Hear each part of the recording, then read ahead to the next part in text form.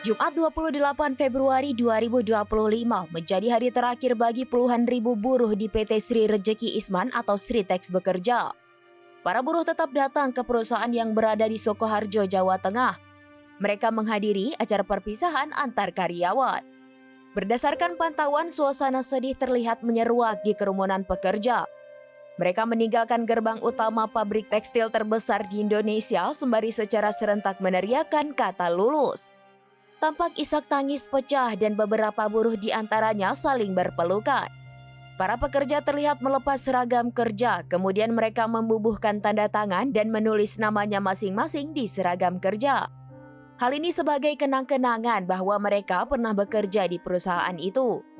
Melansir konten via Tribunis pada Sabtu 1 Maret 2025, Wagiem, salah seorang karyawan Sritex Weaving IV Operator, mengaku sudah bekerja selama 28 tahun di perusahaan tersebut.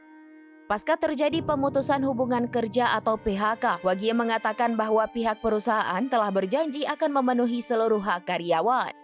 Sementara itu, jaminan hari tua atau JHT dijadwalkan cair pada Maret 2025, sementara pesangon menunggu aset perusahaan terjual.